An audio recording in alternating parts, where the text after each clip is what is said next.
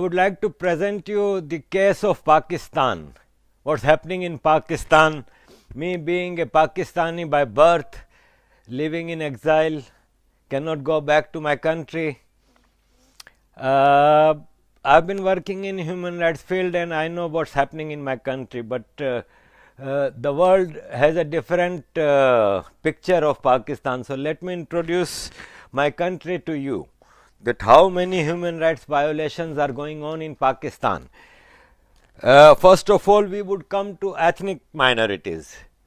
According to Pakistan's constitution, minorities are only religious minorities. But in Pakistan, there are ethnic minorities subjugated by majority of Punjabis. There are sectarian minorities, even though majority, like Barelvis, who are majority sect of Pakistan, but they are subjugated by minority sects, Al-Hadis and Wahhabis.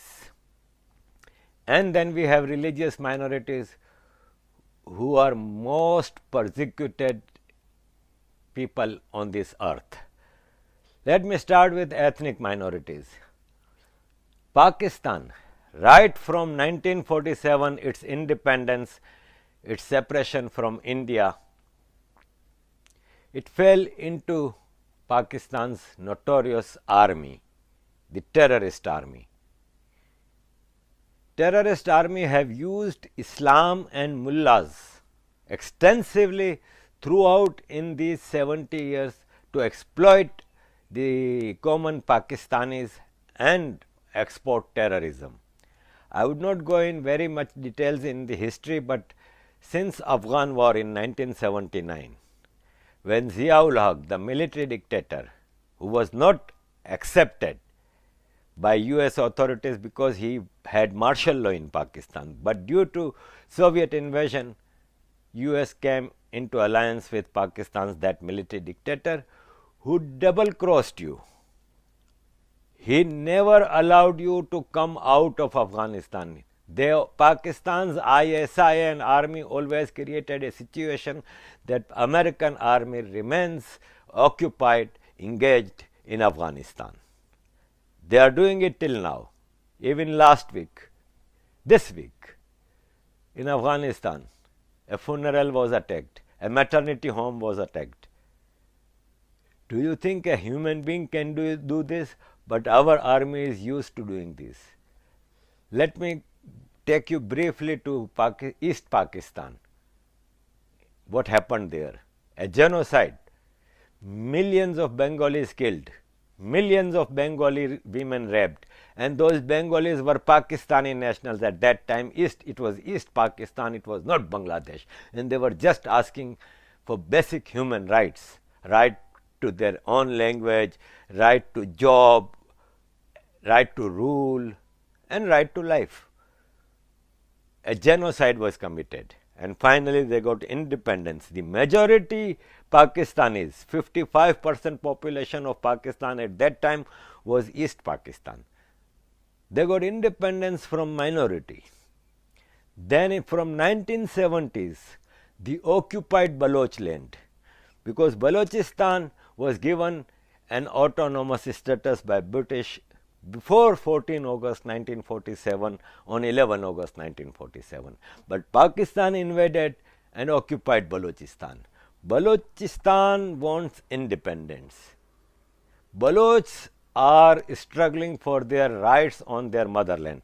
Now you know what is Balochistan is.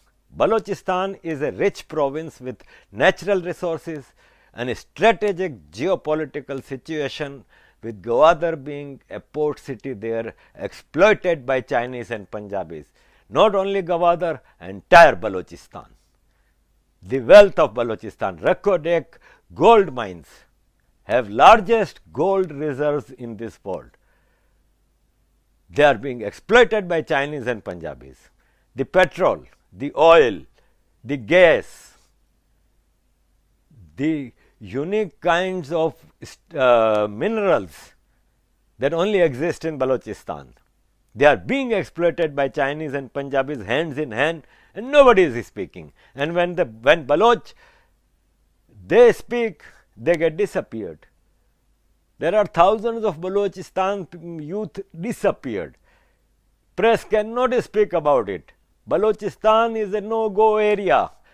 Except cantonment areas, which are so many in Balochistan, there is no internet anywhere, there is no mobile service anywhere. Basic human needs, water is not given to Baloch people. The supplier of gas to entire Pakistan, the Balochistan, the Baloch women have to walk miles in deserts to collect woods to run the energy needs of their home. To bring a bucket of water, they have to walk miles in deserts. But the riches of Balochistan are being exploited by this army. Nothing is given to common Baloch people. And when they ask for their rights, they are targeted. Their homes are being raided. They are killed extrajudicially. They are brutally tortured. Baloch people have no human rights in Pakistan.